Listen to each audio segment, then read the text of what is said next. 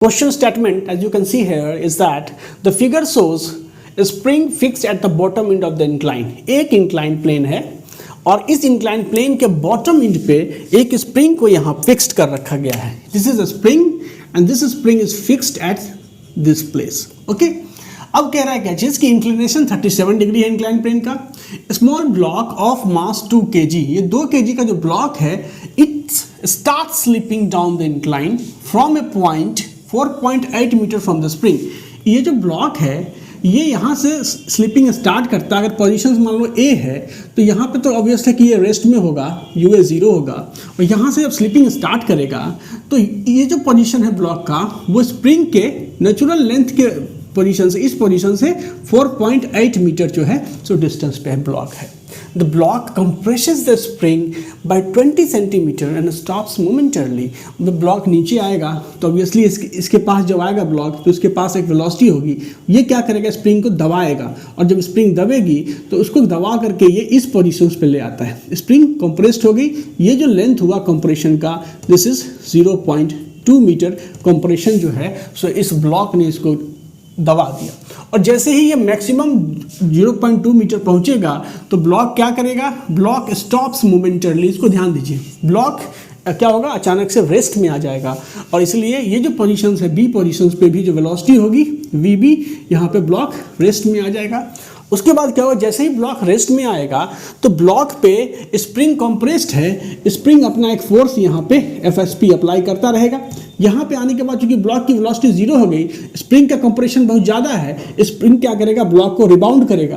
तो इस पोजीशन से ब्लॉक जो है वो 1 मीटर ऊपर जो है सो ब्लॉक रिबाउंड करता है, मतलब ब्लॉक कहीं इस पोजीशंस पे आ जाता है. This is the position C, you can call it the position C. Position पे ब्लॉक आ गया, this is the position C. Okay, सवाल पूछ रहा है भाई कि friction coefficient between the plane and the block. ये जो प्लेन है ये एक्चुअली यहाँ फ्रिक्शन एग्जिस्ट कर रहा है, इसके बीच कितना फ्रिक्शन फोर्स एग्जिस्ट कर रहा है. और दूसरा सवाल है कि what is the spring constant of the spring. तो ये सवाल हम लोग सॉल्व करेंगे वर्क एनर्जी थ्योरम के कंसेप्ट से. और वर्क एनर्जी थ्योरम जो हम लोग अप्लाई करेंगे वो किस पे अप्लाई करेंगे, इस ब्लॉक पे अप्लाई करेंगे. और इसमें 2 तरह का मोशन, देखो पहले फोर्सेस क्या क्या लग रहे होंगे. पहला तो इस ब्लॉक पे एक फोर्स लग रहा होगा mg नीचे की ओर. दूसरा ये नॉर्मल रिएक्शन फोर्स ये सरफेस इस पे अप्लाई कर रहा होगा n. तीसरा चूंकि ये ब्लॉक इधर की ओर मोशन की टेंडेंसी है तो फ्रिक्शन फोर्स जो काइनेटिक फ्रिक्शन फोर्स है वो ऊपर की ओर ये Fr लगेगा. चौथा फोर्स जब ये स्प्रिंग को टच करेगा तो स्प्रिंग इस पे ये अपना स्प्रिंग फोर्स जो है वो अप्लाई होगा. तो ये 4 फोर्सेस एक्ट करेंगे, लेकिन while it move from A to B. अब बात क्या आ रही है कि हम लोग वर्क एनर्जी थ्योरम अभी लगा रहे हैं. क्या चीज़, हम लोग वर्क एनर्जी थ्योरम लगा रहे हैं किस पे, ब्लॉक पे लगा रहे हैं. और block when it moves from A to B, मतलब जब वो ए से बी पोजीशंस पे आएगा तब हम वर्क एनर्जी थ्योरम उस पर अप्लाई कर रहे हैं. तो उस केस में देखो कि वर्क एनर्जी थ्योरम क्या कहता है कि work done by all the forces acting on a body is equal to change in the kinetic energy of the body. तो यहाँ देखो कौन कौन सा फोर्सेस एक्ट कर रहा है. इस पे एक्ट कर रहा है mg, n, fr और fsp, 3 फोर्सेस एक्ट कर रहे हैं. ठीक है, तो work done by mg plus work done by the friction force plus work done by normal reaction force plus work done by the spring force, and this should be equal to del k. मतलब कह सकते हो k final kinetic energy, final kinetic energy, initial kinetic energy. यहाँ देखो UA पे velocity 0 है, B position पे velocity 0 है, तो फाइनली ये 0 के बराबर हो जाएगा. अब आप जान चुके हो, पढ़ चुके हो कि mg क्या है, कंजर्वेटिव फोर्सेस है, उसके द्वारा किया गया काम उस बॉडी के पोटेंशियल एनर्जी के फॉर्म में रिस्टोर होता है. आपको इसका पता है कि work done by mg is equal to negative of the change in the gravitational potential energy of the block. ठीक है, उसी तरह से आप लिख सकते हो कि work done by the spring force. Spring force क्या है, एफएसपी क्या है, ये भी कंजर्वेटिव फोर्स है. तो work done by the spring force is equal to change in the elastic potential energy of the spring. ठीक है, तो जो हम ए टू बी में जो वर्क डन हुआ उसको उस पर हम लोग बात कर रहे हैं। तो देखो जब ब्लॉक यहाँ पे और फ्रिक्शन फोर्स के द्वारा वर्क डन क्या होगा, तो पहले फ्रिक्शन फोर्स की वैल्यू निकालो। कोफिशिएंट ऑफ फ्रिक्शन हम मानते हैं कि यहाँ म्यू एग्जिस्ट कर रहा है, तो फ्रिक्शन फोर्स की वैल्यू क्या हो जाती है, एफ आर की वैल्यू हो जाती है mu times of normal reaction force N. और देखो कहीं ना कहीं ये एन जो है वो क्या है, वो आपको बैलेंस हो रहा है एम जी के थीटा कंपोनेंट, ये थीटा है तो ये एम जी कॉस थीटा से बैलेंस हो रहा है, ठीक है। तो इसलिए आप लिख सकते हो यहाँ से क्या चीज़ कि mu M G cos of theta, तो ये ले लो म्यू एम हो गया यहाँ पे 2, जी हो गया यहाँ पे 10, कॉस थीटा हो गया यहाँ से क्या चीज़ 4/5, तो ये आ गया 60 म्यू, ठीक है।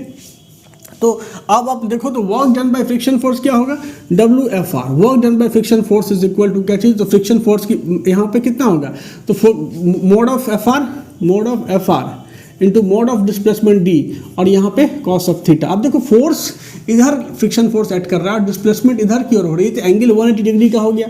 इसलिए फ्रिक्शन फोर्स की वैल्यू तुमने 16 म्यू डाला। डिस्प्लेसमेंट देखो ये 4.8 मीटर तो था ही, साथ में 0.2 मीटर भी ऐड हो जाएगा, क्योंकि 0.2 मीटर एक्स्ट्रा वो जो है स्प्रिंग को प्रेस करता है, तो इंक्लाइन प्लेन के लॉन्ग ऑब्वियसली वो मूव किया होगा। तो आप लिख सकते हो यहाँ से क्या चाहिए into 5 into cos of 180 degree, this is equal to minus of 80 mu, ठीक है। समझ में आ रही है बात, फ्रिक्शन फोर्स के द्वारा वर्क डन निकाल दिया। अब देखो ग्रेविटेशनल फोर्स के द्वारा वर्क डन जो था वो इतना था, इसको अगर आप सॉल्व करो तो क्या होता है, ये एम जी और यहाँ से H final minus H initial होता है। अब अगर गौर से देखो तो जब ब्लॉक यहाँ से यहाँ आया तो फाइनल हाइट क्या है इसका, ये जो होगा, ये जो हाइट है यहाँ पे जब ये प्रेस किया, ये जो हाइट होगी ये होगी, ये फाइनल हाइट होगी, ये होगा एच फाइनल, ठीक है। और ये जो हाइट है इसकी, ये हाइट क्या है, this is the H initial height, ये हाइट क्या है, तो एच ऑफ इनिशियल हाइट। तो H final minus H initial करोगे तो निगेटिव वैल्यू आएगी, और वो क्या होगी, बेसिकली इस ट्रायंगल का पार्ट होगा। मतलब अगर आप देखो ये रहा तुम्हारा ब्लॉक, इस पोजीशन से ब्लॉक चला और ये इस पोजीशन पे ब्लॉक आया, इस समय इसका हाइट था, ये जो ये एंगल 37 डिग्री है, तो इस समय जो इसका हाइट था ये हो गया एच इनिशियल हाइट। यहाँ जब आया तो ये हो गया H final height.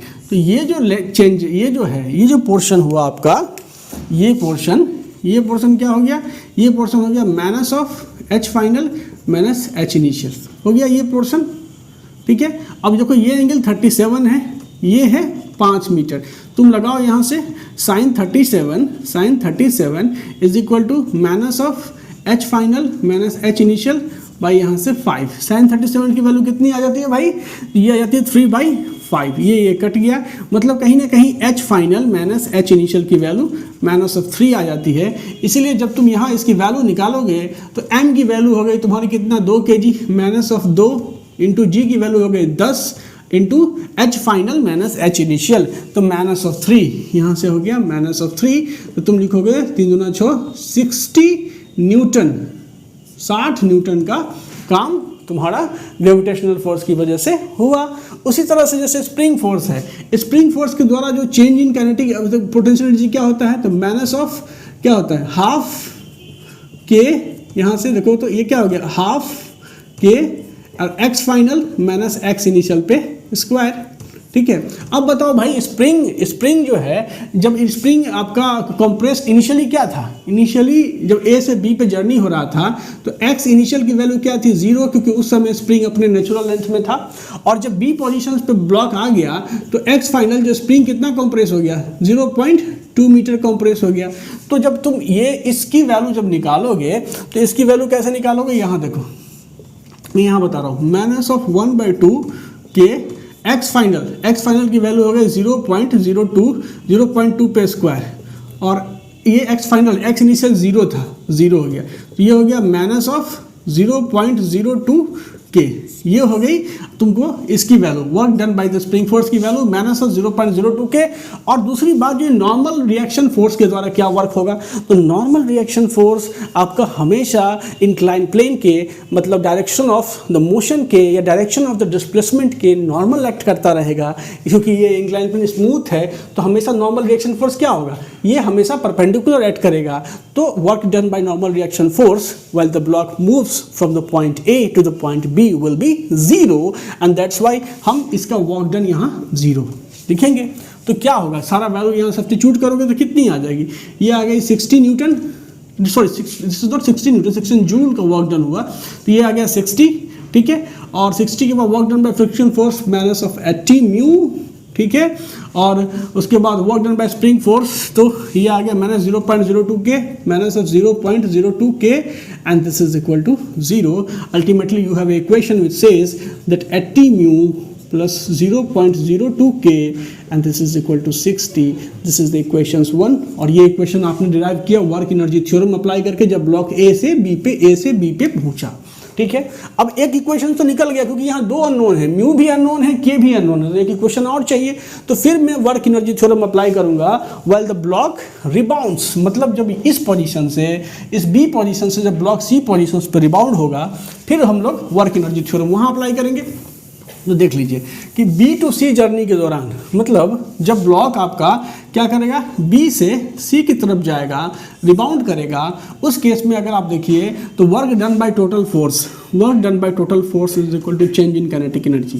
Kinetic energy का खेल आपको पता है कि यहाँ ब्लॉक बी पे भी रेस्ट में है, और अगर यहाँ वी सी देखिए तो यहाँ भी रेस्ट में है क्योंकि ये मैक्सिमम हाइट है, ठीक है। तो यहाँ पे ब्लॉक रेस्ट में होगा तो काइनेटिक एनर्जी जीरो होगा। अब फोर्सेस क्या क्या लग रहा है डाउनवर्ड जर्नी के दौरान, देखो ये रहा आपका ब्लॉक, यहाँ सॉरी यहाँ रहा आपका स्प्रिंग, इसके साथ आपका ब्लॉक यहाँ अटैच ब्लॉक है यहाँ पे, और स्प्रिंग मैक्सिमम कंप्रेशन पे है, ठीक है। अब यहाँ से ब्लॉक क्या कर रहा है, रिबाउंड हो रहा है। यहाँ इस पे फोर्सेस क्या क्या लग रहे हैं, इस पे देखो एक आपका वेट mg नीचे की ओर एक्ट कर रहा होगा, normal reaction force as usual ऊपर की ओर एक्ट कर रहा होगा, फ्रिक्शन फोर्स क्योंकि इसकी टेंडेंसी ऑफ मोशन इधर जाने की है तो फ्रिक्शन फोर्स इस पे इधर की ओर एक्ट कर रहा होगा, और एक होगा स्प्रिंग का जो फोर्स है रिस्टोरिंग फोर्स, उसको ऊपर की ओर फोर्स लगा रहा होगा, दिस इज अ FSP, ये फोर्सेस एक्ट कर रहे होंगे। तो जब ये यहाँ इस पोजीशन से, ये बी पोजीशन से जब ये सी पोजीशन, यहाँ ब्लॉक जब रिबाउंड होके आएगा सी पोजीशन पे आएगा, तो मैं kinetic energy work energy theorem apply कर रहा हूँ। तो work done by total forces, work done by total forces, work done by mg plus work done by FSP spring force plus work done by normal force plus work done by friction force, and this should be equal to del K, और del के यहाँ भी velocity zero है, वीवी की value यहाँ भी zero है, VC की वैल्यू जीरो है, तो डेल के यहाँ जीरो ही हो जाएगा, ये हो गया। अब वर्क डन बाय mg की कहानी आप जानते हो, इस केस में वर्क डन बाय mg क्या होगा, work done by mg is equal to minus of change in the gravitational potential energy, और ये क्या होता है minus of mg h final minus h initial. अब देखो ये जो हाइट है यहाँ से, ये हो गया इनिशियल हाइट h इनिशियल, और ये जो हाइट है यहाँ से ये हो गया h फाइनल, तो h final minus h initial क्या हो गया, ये जो हाइट आया this is the h final minus h initial, ये हाइट कितना होगा, तो ये डिस्टेंस आपको पता है कि ये 1 मीटर रिबाउंड होता है, ये एंगल आपको 37 डिग्री मालूम है, तुम लगा सकते हो यहाँ से कैचेस की sine 37 degree, and this is equal to h final minus h initial and by 1 metre. तो ये कितना आ गया, sine 37 degree 3/5, and this is equal to h final minus h initial. तो तुम यहाँ से डालो माइनस ऑफ m की वैल्यू कितनी हो गई, m की वैल्यू यहाँ 2, g की वैल्यू यहाँ 10 into h final minus h initial 3/5, so ultimately ये कट गया, ये आ गया माइनस ऑफ 12 न्यूटन। माइनस क्यों आया, क्योंकि ग्रेविटी के अगेंस्ट वर्क हो रहा है, यहाँ प्लस क्यों आया, क्योंकि ग्रेविटी के डायरेक्शन में वर्क हो रहा है, ठीक है। तो ये आ गया माइनस ऑफ 12 जूल का काम हुआ आपका mg की वजह से। उसी तरह से वर्क डन बाय FSP, तो work done by the spring force FSP this is equal to negative of the change in elastic potential energy of the spring, तो ये कितना आ जाएगा माइनस ऑफ हाफ के, और यहाँ से x फाइनल पे स्क्वायर माइनस x इनिशियल पे स्क्वायर। x फाइनल मतलब final compression in the spring. अब देखो जब ब्लॉक यहाँ से उठ के यहाँ चला जाएगा तो यहाँ पे कंप्रेशन स्प्रिंग का क्या होगा, जीरो हो जाएगा।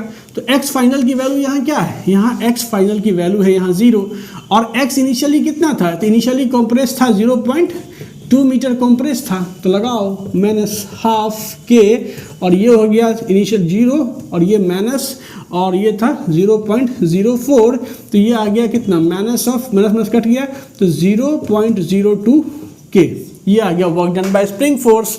तो अपवर्ड जर्नी में ये निकाल लिए, ये निकाल लिए।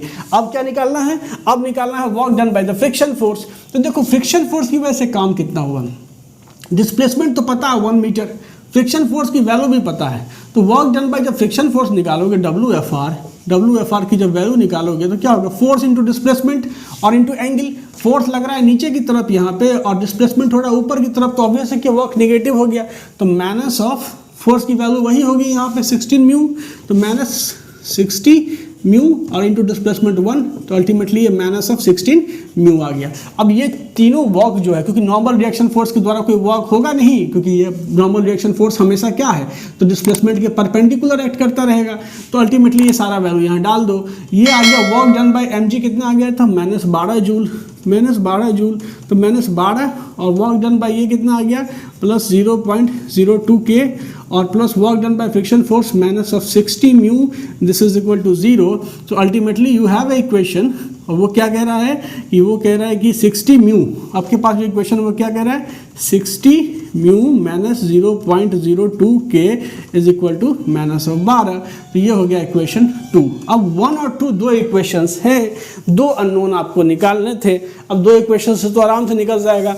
आप देखो इक्वेशन 1 प्लस इक्वेशन 2 करो तो 0.2 कट जाएगा, 16 म्यू 80 म्यू 96 म्यू हो जाएगा, and this is equal to कितना, 60 में से 12 गया तो ये हो जाएगा 60 माइनस यहाँ पे 12, तो म्यू इज इक्वल टू कितना, ये हो गया 48/96 एंड दिस विल बी 0.5, 1/2 मतलब 0.5। तो म्यू की वैल्यू आपने निकाल ली कि म्यू की वैल्यू कितनी आ गई, म्यू की वैल्यू आपको आ गई यहाँ से 0.5 आ गई। अब जब म्यू की वैल्यू आ गई तो आप इस वैल्यू को जो है इस इक्वेशन में सब्स्टिट्यूट करो, के की वैल्यू निकाल लो, तो putting this value in equation 1 क्या लिखोगे, पुटिंग द वैल्यू ऑफ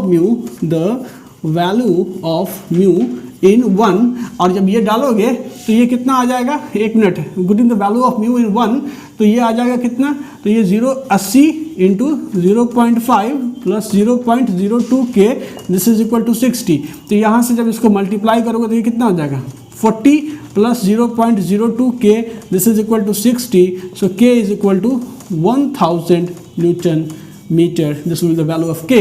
अब ये तो आपने लगाया जब ए से बी के जर्नी और बी से सी पे, आप इंडिपेंडेंटली लगा सकते हो, तो ए टू सी के जर्नी में जब आप वर्क एनर्जी थ्योरम लगाओगे तो भी आप इस मतलब वर्क डन निकाल सकते हो, लेकिन डिफरेंसेस यही होगा जब आप ए टू सी में वर्क एनर्जी लगाओगे तो, क्योंकि इस पे फ्रिक्शन फोर्स एक नॉन कंजर्वेटिव फोर्स एक्ट कर रहा है, तो तुमको यहाँ से यहाँ फ्रिक्शन नहीं कंसिडर करना होगा, तुमको फ्रिक्शन फोर्स एक पाथ डिपेंडेंट वर्क करता है। तो अगर मान लो A to C work energy theorem लगाते हो तो फ्रिक्शन फोर्स के द्वारा वर्क डन कैसे निकालोगे, यहाँ से यहाँ आने में जो काम हुआ फ्रिक्शन फोर्स के द्वारा, फिर यहाँ से यहाँ जाने में जो काम हुआ, वो काम जो होगा sum of both the work will be the work done by the friction force, जब आप ए टू सी में वर्क एनर्जी थ्योरम लगाओगे रिजल्ट वही आएगा। बशर्ते आपको ध्यान देना पड़ेगा कि कंजर्वेटिव फोर्स कौन है, और कंजर्वेटिव फोर्स और नॉन कंजर्वेटिव फोर्स के द्वारा वर्क डन निकालना आपको पता होना चाहिए, क्योंकि वर्क एनर्जी थ्योरम दोनों केसेस में आप आराम से लगा सकते हैं, कोई इशूज नहीं है। Thank you very much.